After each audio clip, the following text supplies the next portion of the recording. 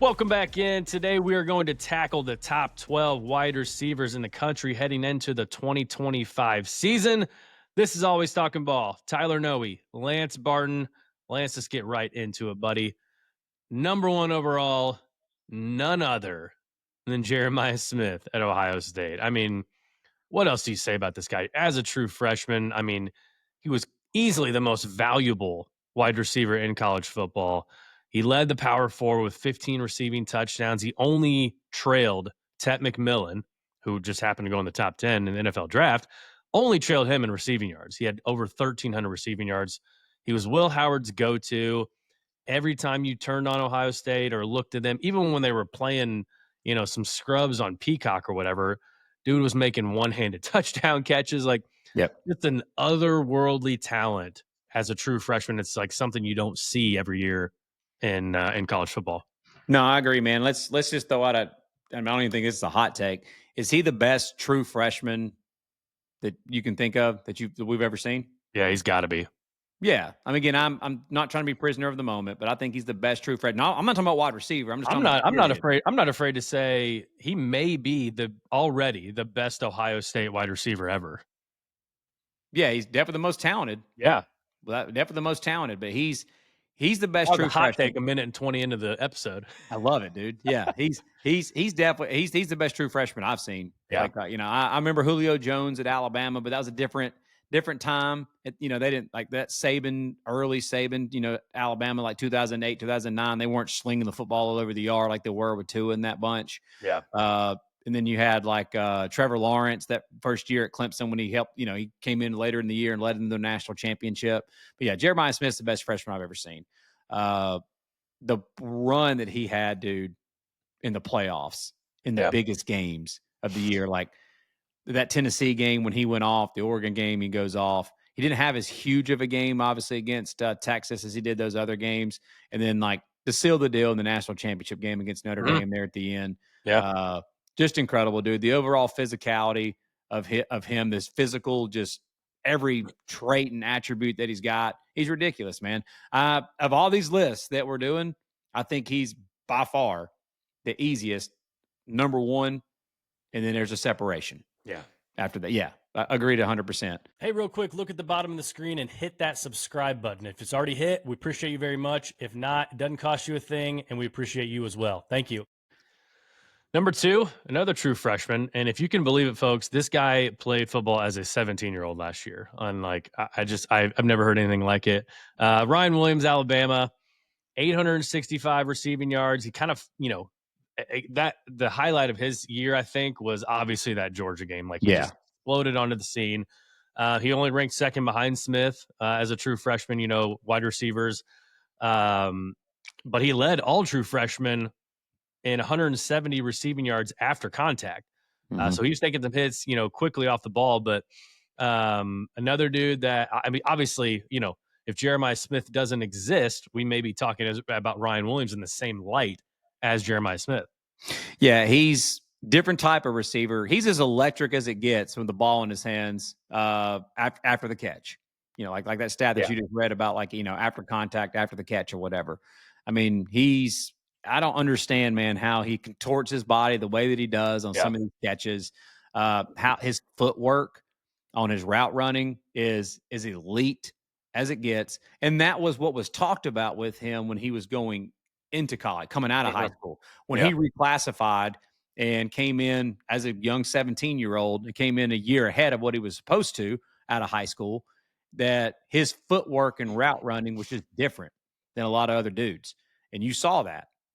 His ability, like, people thought with his size, being a 17-year-old, that with his body wasn't as mature as a Jeremiah Smith, and it wasn't as physical as a lot of those, that you would be able to jam him at the line of scrimmage and be able to, knock him off his routes. Not the case, man. Not the case at all, because of his footwork. Yeah. Like, his footwork, just elite.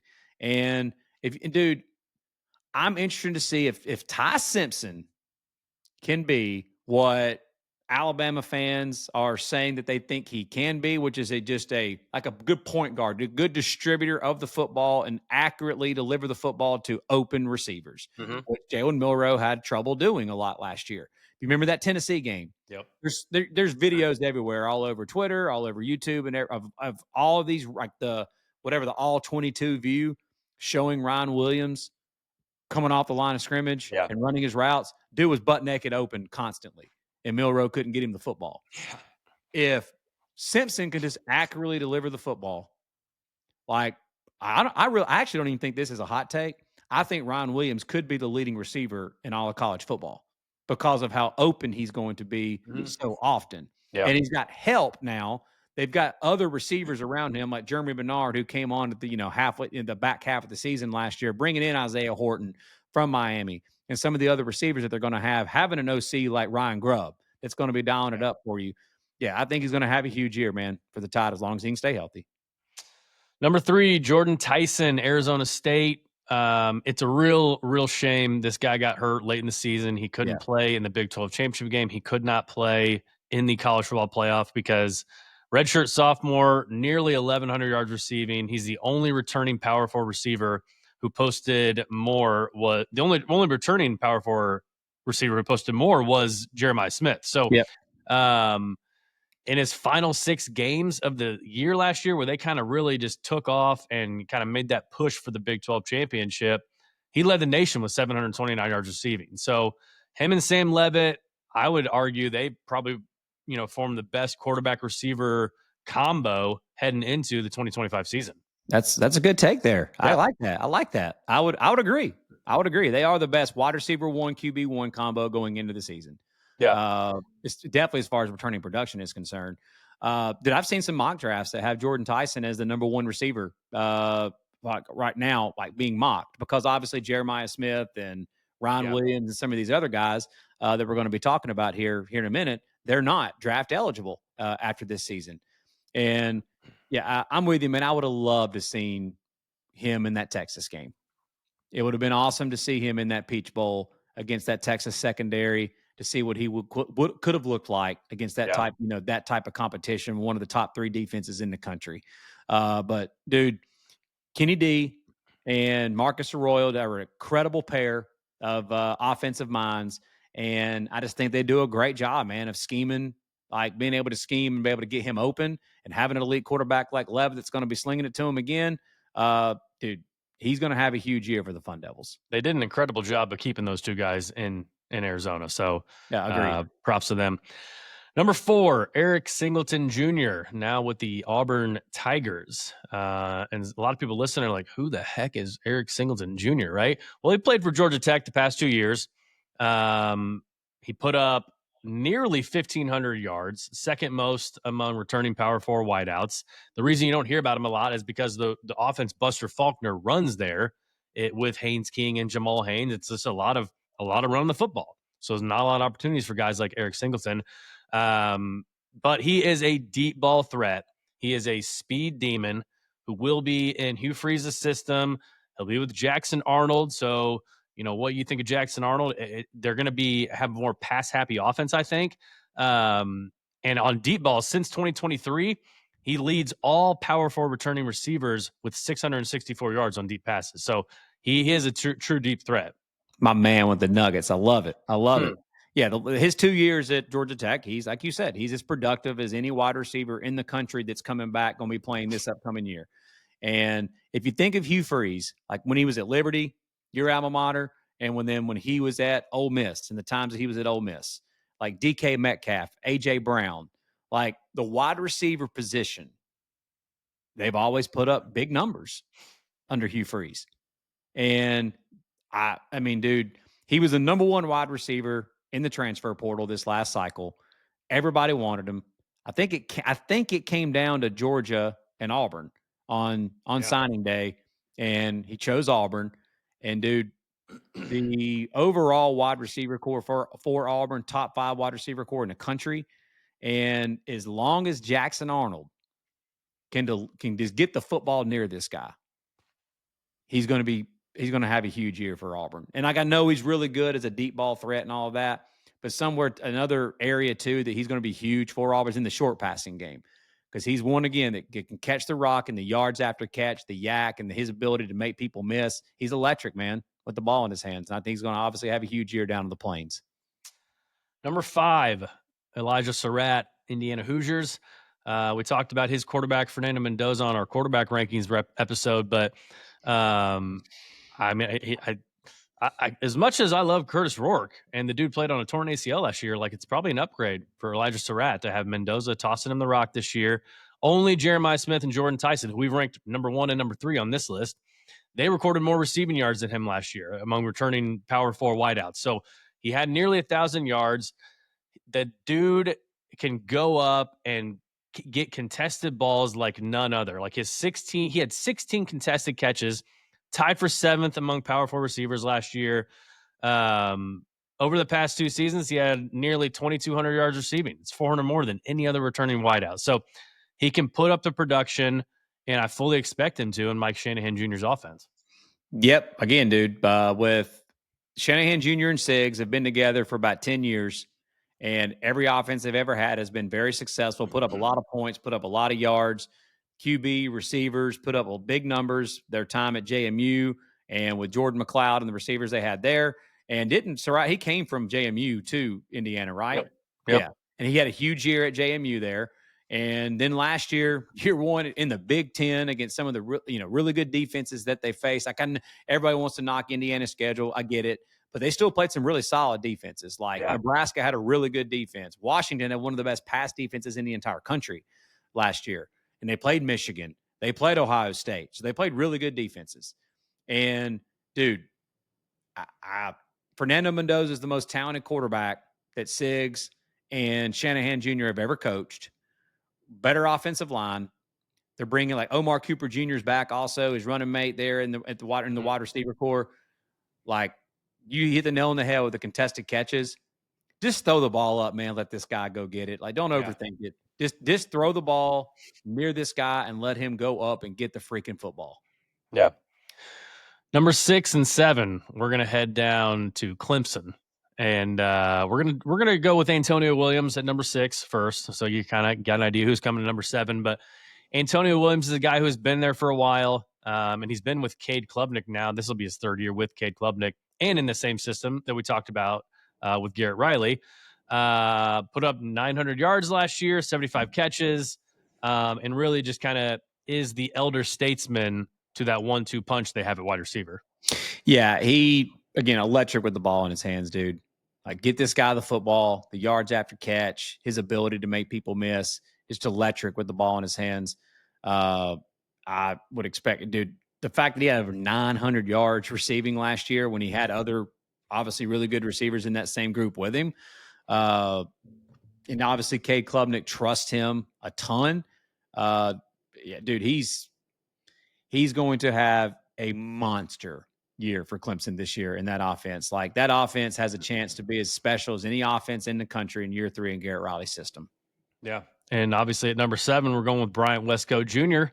And as true freshman wideouts go, again, this was another guy in this last year's class that was very solid. He only trailed Jeremiah Smith and Ryan Williams with 707 receiving yards. And obviously he really showed off his upside in that ACC championship game against SMU. Caught 8 passes, 142 yards, 2 touchdowns. They built that big first half lead. And so, again, like you just mentioned with Antonio Williams, Cade Klubnik having these 2 guys to throw to, it really gives him an advantage that not a lot of quarterbacks have. Yeah, and he's a little bit more of a go up and get the rock type of guy. That is 6'2", longer frame. He kind of reminds me a little more of those receivers that were in the Clemson heyday that were like always big body, tall, long, lengthy receivers like a Mike Williams. Yep. And so he was listed at like 6'2", 180 as a freshman, which is obviously a very skinny frame. Mm-hmm. But like, he was durable, wasn't getting hurt. And obviously, I'm sure he's put on some weight in this offseason, I would imagine, and getting a little bit more physical. I'm sure that's something they're probably working with him on a lot more, is to get a little bit more physical. But, dude, his catch radius is pretty ridiculous. That was one thing that jumped off the page with me watching him last year. And yeah, obviously, again, same thing we just said a minute ago with Antonio Williams. This offense in year 3 and Garrett Riley with Klubnik and this, they're going to be nasty, and he's going to have a huge year. Let's head back down south for number 8. Kevin Concepcion down at Texas A&M. He transferred in from NC State. Since 2023, his 792 yards after the catch are second most among Power 4 receivers, and 16 touchdowns are the most over the past 2 seasons. So he gives Marcel Reed that threat that they clearly did not have last year. Obviously, I think this is around the position we had Evan Stewart ranked, because we kind of come up with these rankings, ahead of time, and he gets injured. So, he's not going to be ranked in the top 12, but he left Texas A&M last year and went to Oregon. And so there was that void that they just didn't fill with really a lot of quality players last year. Concepcion is a guy who can really make a lot of noise this year. I think he might be the most explosive wide receiver on this list. As far as when he catches the football, the smallest crease, he's putting his face mask on the goalpost at the other end, going to the other end of the way and scoring, which is evident, obviously, with the amount of touchdowns that you said he's had in the last 2 years. He didn't have as big of a year last year at NC State, and I think 2 years ago he was freshman of the year in the ACC, and I had a huge year as a true freshman. With the weapons that overall that A&M is going to have with year 2 in Colin Klein's system, we talked about Garrett Riley being year 3. We saw the jump that Garrett Riley and Clemson made last year being year 2 in that system. Dude, I think you're going to see the same thing at A&M, a similar type of deal where you've got the entire offensive line is back for A&M, and Marcel Reed back for year 2 as a starter. He's the man whole offseason. He knows he's QB1. With bringing in Mario Craver from Mississippi State, Terry Bussey, 5-star talent, also there. Like, you're not going to be able to just key on KC Concepcion like you could at NC State. Yeah. And I think he's going to be open so much. And getting him the football and he's another one. Don't overcomplicate it. Just get the football in his hands and let him work. Let him get some let him get some yards after catch, and let him work. Number 9, one of the best wide receiver 2s in the country, Carnell Tate, Ohio State. And again, everybody in this list gets overshadowed by Jeremiah Smith figuratively. He does it literally. Yeah. And the fact that they've got a guy who, during that semifinal game against Texas did a phenomenal job shutting down Jeremiah Smith.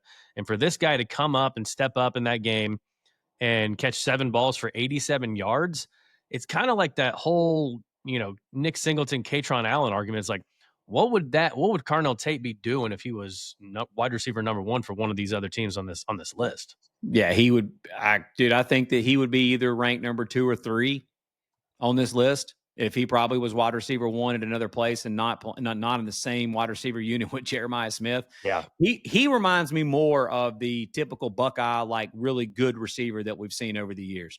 Just smooth as hell, route runner, catches everything you throw near him. Yeah. And just a solid, like, overall, just like everything that that you would want from a wide receiver, Carnell Tate does. Like, he's just not a freak alien like Jeremiah Smith is. But, dude, if everybody's going to be keying on Jeremiah Smith, can you imagine the numbers he's going to put up? Because I could be wrong on this. I think Ohio State is, like, you think about it, Chip Kelly, more of the running type, like, wants to run the football a little bit more. Yeah, he'll throw the football, but he wants to run the football a little bit more. Yeah. Ryan Day's known for throwing the ball more. And obviously with new OC, sorry, I'm going blank. Brian Hartline. Brian Hartline, longtime wide receivers coach. Yep. That's literally the position that he coaches. You got to think, man, they're going to be slinging it around a little bit more with 5-star talent, Julian Sayin. Yeah. So, dude, I think Tate's going to have a huge year. Yeah. Number 10 through 12 was kind of where we had probably our most talking points here. But number 10, we went with Denzel Boston, wide receiver out at Washington. And you kind of look at his stats. He had over 860 yards receiving last year, playing with Will Rogers, a little bit with Damon Williams. Really, the back half of the season, last 6 games, no touchdowns. First 6 games or first 7 games, sorry, 9 touchdowns. So like the potential was there. He struggled a little bit with Williams kind of coming in at the end of the season. The connection really wasn't there. I firmly believe that Jed Fish and those guys like will have them. I mean, I would be shocked if they hadn't been tossing the rock to each other, working with each other all summer, Oh yeah. getting ready for that season. So this is a guy though you need to watch out for, Denzel Boston. 6'4", 212 pounds, physically imposing, has the body type that's ready for the NFL. Seeing like some different lists come out here recently. He's very high. Some project him to be a first round pick. Mm-hmm. That's how good this guy can be.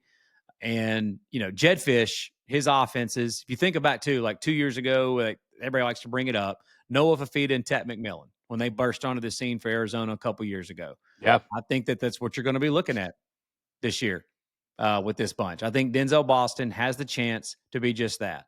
Like, he kind of reminds me a little bit more explosive, like just overall explosive, but he reminds me a little bit of the type of receiver that like Roman Dunze was for Washington a couple of years ago. Just catches about anything that you throw near him, and huge catch radius. And the year that we think that Damon Williams and Jonah Coleman at the running back position and Denzel Boston, that we think that this bunch is going to have, I think Boston's going to have a huge year, man, for the Huskies.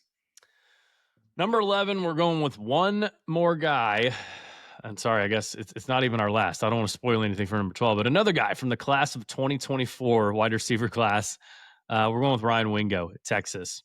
And not to say anything about, Quinn Ewers, because like you said, Quinn Ewers is a great quarterback, but having Arch Manning there, being with him for a full 2 years now, Wingo had 29 catches, 472 yards last year. Solid season.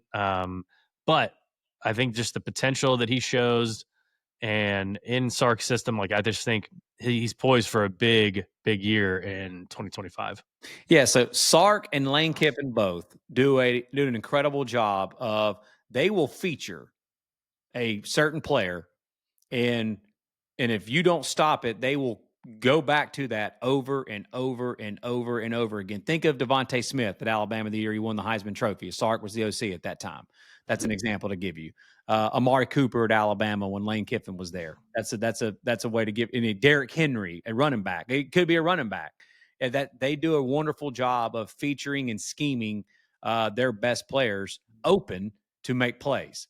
And Ron Wingo is going to be wide receiver 1 for Texas this year. And then when you hear all the stuff coming out of Texas from spring football and from summer and things, they say that Wingo has definitely made the leap, and they think he's going to have a huge year for the whole. And not for nothing, man. Like Arch's first start last year against UTSA, right? Yep. Wingo 3 for 127 and 1 touchdown. Yep. That was his best game of the year last year. He caught his only 2 touchdowns of the year from Arch. So Arch, he was clearly a guy that Arch was looking for. Nice. I didn't realize that. Yeah, that's a good point. I think too, Texas, they're going to be, obviously the talent they have around there is ridiculous, but I think you're going to see a Texas play a lot of young, because they got like 2 or 3 5-star wide receivers in this most recent recruiting class. Yeah. So I think that like Wingo is going to be, I think DeAndre Moore and Wingo are the only 2 that are coming back that are like have a ton of experience for Texas. And dude, if we all project it's Sark's offense with Arch Manning, that Wingo's going to have a huge year for the Horns. Yeah. Last guy on our list, number 12, again, another guy from the class of 24, true sophomore, Cam Coleman for the Auburn Tigers. During the final 3 weeks of the regular season last year, he led the nation with 6 receiving touchdowns, racked up the 6th most receiving yards, was over 300 yards. And it's not even a stretch to say, like, out of everybody on this top 12 list, he had by far the worst quarterback play of all of them. Easily the worst quarterback throwing him the football. The knock against him is that he piled up numbers against some, a little less like competition. Last year was like a lot of his numbers, but dude, you're talking about one of the most talented wide receivers in the country. His measurables are off the chart, like 6'4", 6'5", over 200 pounds. He was one of the top wide receivers in the top 2 or 3 wide receivers coming in the country out of there in Mobile. He chose Auburn over like Texas A&M and a few schools like that when he chose Auburn. It really comes down to, man, for him and Eric Singleton Jr., it comes down to Jackson Arnold. Yeah. Can QB1 get these guys the football?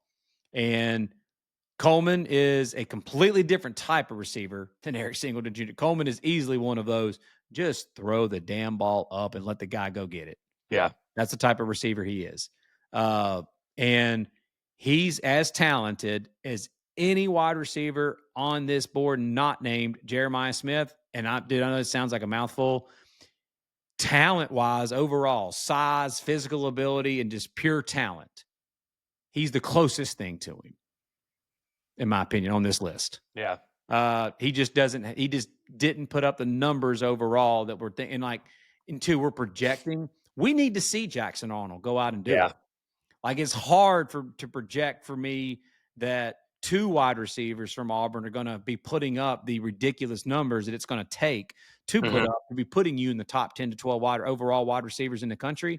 But we just think that Eric Singleton Jr. and Cam Coleman, the talent that they've gotten, as good as they are, that with Freeze's track record of success that wide receivers have had in his offense at Ole Miss and Liberty, that Cam Coleman's going to have a big year, man.